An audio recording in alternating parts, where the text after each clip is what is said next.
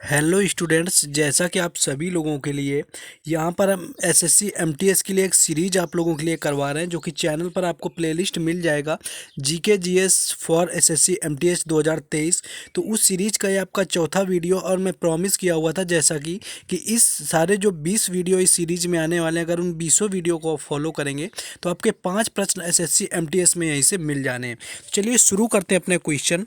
पहला क्वेश्चन है कि जो पांचवा खेलो इंडिया यूथ गेम्स था उसका आयोजन कहाँ पर हुआ था। अगर बात करें पांचवा खेलो इंडिया यूथ गेम्स था, इसका आयोजन आपका मध्य प्रदेश में होता है, जो कि 30 जनवरी से लेकर के 11 फरवरी तक हुआ था।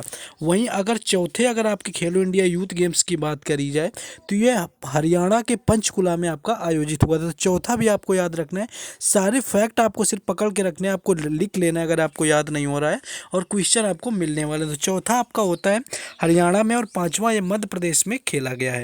इसके बारे में बात करें तो मध्य प्रदेश और नई दिल्ली के 8 अलग अलग शहरों में 11 स्थानों पर खेल का आयोजन किया गया। इसके शुभंकर की बात करें तो आशा और मोगली इसके शुभंकर रहे थे, जिसमें आशा एक महिला चीता होती है, मशाल अमरकंटक है, और थीम सॉन्ग की बात करें तो हिंदुस्तान का दिल धड़का दो, ये इसका थीम सॉन्ग रहा हुआ है।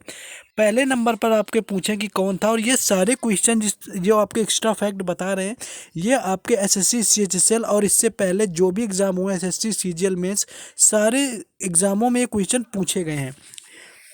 जैसे ये क्वेश्चन पूछा गया था कि यूथ गेम्स जो पांचवा हुआ है उसमें पहले स्थान पर कौन है, तो महाराष्ट्र पहले स्थान पर रहा हुआ है, जिसने कि कुल 161 पदक जीते हुए हैं, और 56 गोल्ड, 55 सिल्वर और 50 ब्रॉन्ज के साथ में। वहीं अगर बात करें तो सेकेंड नंबर पर हरियाणा रहा है, जिसने कि 41 गोल्ड के साथ में टोटल 128 पदक जीते हुए हैं। और जो चौथा खेलो इंडिया यूथ गेम्स हुआ था उसका जो प्रथम स्थान था वो हरियाणा ने ही प्राप्त किया हुआ था। तीसरा स्थान मध्य प्रदेश का है, जहाँ पर आयोजन हुआ था इन गेम्स का, जिसने कि कुल 39 गोल्ड के साथ में कुल 96 यानी कि 96 पदक जीते हुए हैं। और 2021 में आपका जो बताया कि 2021 के पंचकुला हरियाणा में आपका चौथा खेलो इंडिया यूथ गेम्स होता है, और जिसमें आपके जो सबसे पहले स्थान पर था आपका हरियाणा था, दूसरे पर महाराष्ट्र था, और तीसरे पर कर्नाटक रहा हुआ था। तो इस बार आपका महाराष्ट्र पहले आ गया और हरियाणा दूसरे नंबर पर चला गया है। और सबसे पहले संस्करण की बात करें तो आपका कहाँ पर हुआ था, तो ये 2018 में आपका सबसे पहला संस्करण हुआ था, जिसमें कि दिल्ली में आयोजित किया गया था, और उस बार भी हरियाणा यहाँ पर पहले स्थान पर रहा हुआ था, महाराष्ट्र दूसरे स्थान पर रहा हुआ था। यानी हरियाणा और महाराष्ट्र ये ऐसी टीम है खेलो इंडिया यूथ गेम्स की जिनकी रैंक 1 या 2 में बनी रहती है। नेक्स्ट क्वेश्चन है कि किस राज्य में स्कूली बच्चों के लिए फुटबॉल फॉर ऑल पहल शुरू की गई है। तो फुटबॉल फॉर जो ऑल पहल है वो ओडिशा की शुरू की गई एक पहल है, जो कि ओडिशा के मुख्यमंत्री वर्तमान में नवीन पटनायक हैं, जिनके द्वारा फुटबॉल फॉर ऑल स्कॉलरशिप की शुरुआत स्कूली बच्चों के लिए कर दी गई है। नेक्स्ट क्वेश्चन आगे हम लोग देखेंगे।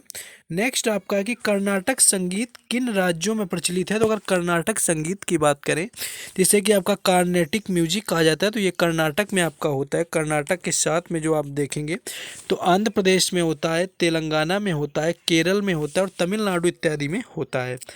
कर्नाटक जो गायन शैली के प्रमुख रूप में आपका वर्णम आता है, जावाली होता है, तिल्लाना होता है, और कर्नाटक संगीत शैली की त्रिमूर्ति त्यागराज मुथुस्वामी दीक्षितार और श्यामा शास्त्री रहे हुए हैं। तो कर्नाटक शैली का जो पिता है ये पुरंदर दास को माना जाता है। और इसकी थीम पूजा की बात करें तो अर्चना, मंदिर, दार्शनिक चिंतन, नायक नायिका वर्णन और देशभक्ति पर आपकी आधारित होती है। तो आई होप कि सब लोग पूरा फैक्ट याद रखेंगे। नेक्स्ट क्वेश्चन देखेंगे, लेकिन उससे पहले जिन लोगों ने वीडियो को लाइक और चैनल को सब्सक्राइब नहीं किया, तो सबसे पहले आपको सपोर्ट के लिए चैनल को सब्सक्राइब कर देना है, वीडियो को लाइक कर देना है। अभी तो फिलहाल आपको यहाँ पर एसएससी एमटीएस की तैयारी करवाई जा रही है, जिसमें कि एक इंग्लिश का और एक जीएस का वीडियो आपको मिलता है, जिसकी प्लेलिस्ट आसानी से बनी हुई है, आप किसी भी वीडियो को देख सकते हैं। आप सब्सक्राइबर पर मत जाइए कि कितना कम या ज़्यादा है, आप क्वालिटी देखिए कि आपको इससे क्वेश्चन मिलने वाला है या नहीं, या पहले एग्जाम दिए तो इसी तरह के क्वेश्चन आपके पूछे जा रहे थे कि नहीं पूछे जा रहे थे, तब आपको सब्सक्राइब करना है। और बाकी वैसे तो हर एग्ज़ाम का एनालिसिस यहाँ पर आपको इस चैनल पर मिलता है, चाहे कोई भी एग्ज़ाम हो, उन सभी एग्ज़ाम के एनालिसिस हुए प्लेलिस्ट आपकी बनी हुई है, जा करके चेक कर सकते हैं। बाकी हर किसी अपडेट से जुड़े रहने के लिए टेलीग्राम चैनल और व्हाट्सएप ग्रुप का लिंक डिस्क्रिप्शन में दिया गया, उससे ज़रूर जुड़ जाएँ और चैनल को सब्सक्राइब जरूर कर लें। चलिए क्वेश्चन देखते हैं। क्वेश्चन है कि रजिया सुल्तान को किस वर्ष अपदस्थ किया गया था, यानी कि किस वर्ष उसे सिंहासन से हटाया गया था। तो रजिया सुल्तान का 1240 यहाँ पर राइट आंसर हो जाएगा, क्योंकि जो रजिया सुल्तान का शासन काल था वो 1236 से लेकर के 1240 तक चला हुआ था, और ये गुलाम वंश से संबंधित रही है, जो कि दिल्ली सल्तनत का पहला वंश रहा हुआ है।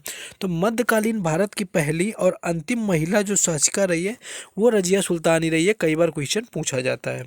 रजिया ने जमालुद्दीन याकूत को घुड़सवार सेना का सर्वोच्च अधिकारी नियुक्त किया था, और इसकी जो मृत्यु है रजिया सुल्तान की वो 1240 में हो गई थी। तो गुलाम वंश, जिसे कि आपका ममलूक वंश के नाम से भी जाना जाता है, तीसरे शासक यहाँ पर शमसुद्दीन इल्तुतमिश रहे थे 1211 से लेकर के 1236 तक। और प्रथम शासक की बात करें जिसने स्थापना की हुई थी तो वो कुतुबुद्दीन ऐबक था, जिसने कि कुतुब मीनार का भी निर्माण करवाया था, और जिसका शासनकाल 1206 से लेकर के 1210 तक चला हुआ था। दूसरे आराम शाह रहे, तीसरे मुजुद्दीन कैकूबाद रहे, और चौथे यहाँ पर आपके रऊकुद्दीन फिरोज रहे थे, और पाँचवें नंबर की रजिया सुल्तान रही हुई थी।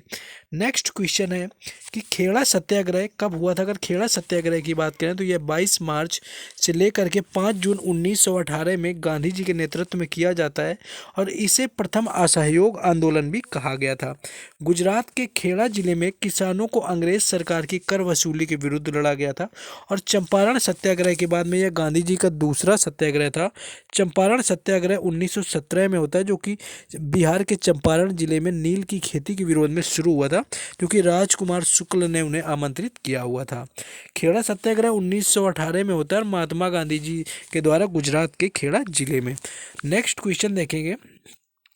नेक्स्ट क्वेश्चन है कि कनाडा से भारतीय संविधान में क्या लिया गया। तो संघीय जो शासन व्यवस्था है, यानी जो सेंट्रल लेवल पर आपकी व्यवस्था है संघीय शासन व्यवस्था, उसका प्रावधान कनाडा के संविधान से लिया गया है।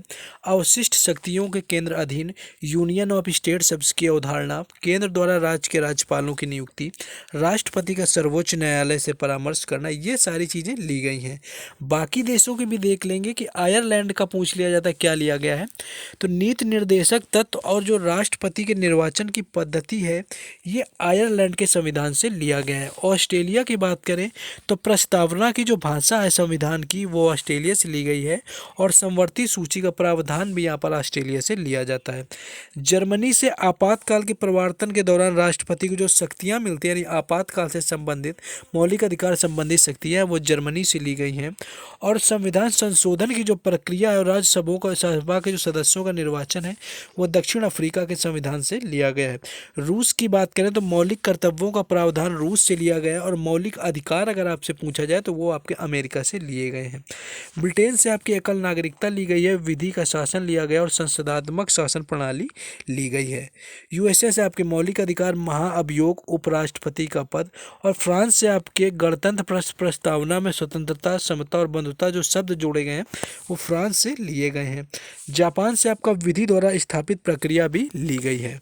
नेक्स्ट आगे देखेंगे कि ग्रैंड स्लैम जो आपके हुए थे, फ्रेंच ओपन था 2022 का, उसका विजेता कौन रहा था। अगर फ्रेंच ओपन 2022 की बात करें तो आपका 2022 का फ्रेंच ओपन का पुरुष एकल में विजेता राफेल नडाल रहा हुआ था, जो कि स्पेन से संबंधित खिलाड़ी हैं, और महिला एकल में ईगा स्विएटेक रहा था, जो कि पोलैंड की हैं। नेक्स्ट आपका ऑस्ट्रेलिया ओपन देखेंगे, क्योंकि ग्रैंड स्लैम आपके मोस्टली पूछे जाते हैं। ऑस्ट्रेलिया ओपन 2022 में पुरुष एकल में यहाँ पर राफेल नडाल फिर रहे हुए हैं, और महिला एकल में ऑस्ट्रेलियन ओपन में एशले बार्टी रही हुई हैं। नेक्स्ट आगे देखेंगे, अगर विंबलडन चैंपियनशिप की बात करें तो पुरुष एकल में जोकोविच रहे हुए हैं, और महिला एकल में रैबकीना रहे हुए हैं, जो कि कजाकिस्तान रूसी खिलाड़ी यहाँ पर रही हैं। लास्ट आपका चौथा आता है कि यूएस ओपन जो 2022 हुआ है उसमें पुरुष एकल में अलकराज गरफिया ने, जो कि स्पेन के हैं, और महिला एकल में ईगा स्विएटेक ने, जो कि पोलैंड की हैं, और ईगा स्विएटेक ने ही यहाँ पर फ्रेंच ओपन और यूएस ओपन महिला एकल में दोनों में जीता हुआ है। नेक्स्ट आगे देखेंगे, ये टेनिस के 4 ग्रैंड स्लैम रहे हुए हैं। जिसमें कि आपका जो ऑस्ट्रेलिया ओपन होता है वो जनवरी में होता है, फ्रेंच ओपन आपका मई जून में होता है, विंबलडन आपका जून जुलाई में होता है, और यूएस ओपन जो आपका होता है ये आपका अगस्त और सितंबर में होता है। ऑस्ट्रेलिया ओपन सिंथेटिक आपके कोर्ट में खेला जाता है। बाकी अगर बात करें आपका फ्रेंच ओपन क्ले यानी कि मिट्टी के कोर्ट पर खेला जाता है, विंबलडन आपका ग्रास कोर्ट यानी कि घास के मैदान में खेलते हैं, और यूएस ओपन आपका हार्ड कोर्ट्स में आपके कठोर सतह पर खेला जाता है। नेक्स्ट क्वेश्चन आगे बढ़ेंगे कि भारत का 100% सौर ऊर्जा से संचालित गांव कौन सा है। करंट का क्वेश्चन है, हर एग्जाम में 2 से 3 बार पूछा गया है। तो मोडेरा यहाँ पर राइट आंसर हो जाएगा, यानी गुजरात का मोडेरा गांव भारत का ऐसा गांव है जो 100% ऊर्जा से संचालित है। तो ये कुछ प्रश्न थे, आपको बाकी क्लासेस आपको प्लेलिस्ट में मिल जाएंगे, और डेली तो आपको यहाँ पर एक वीडियो मिलने ही वाली है। तो यहाँ पर हर एग्जाम का एनालिसिस मिलता है। बाकी एमटीएस की आपकी तैयारी भी करवाई जा रही है कि आपको 5 क्वेश्चन कम से कम मिले। तो चैनल को अगर सब्सक्राइब ना किया हो तो चैनल को सब्सक्राइब कर लें, वीडियो को लाइक कर दें, और बाकी उसके साथ ही आपको टेलीग्राम चैनल और व्हाट्सएप ग्रुप का लिंक डिस्क्रिप्शन में दे दिया गया है, तो वहाँ से भी जुड़ जाएं।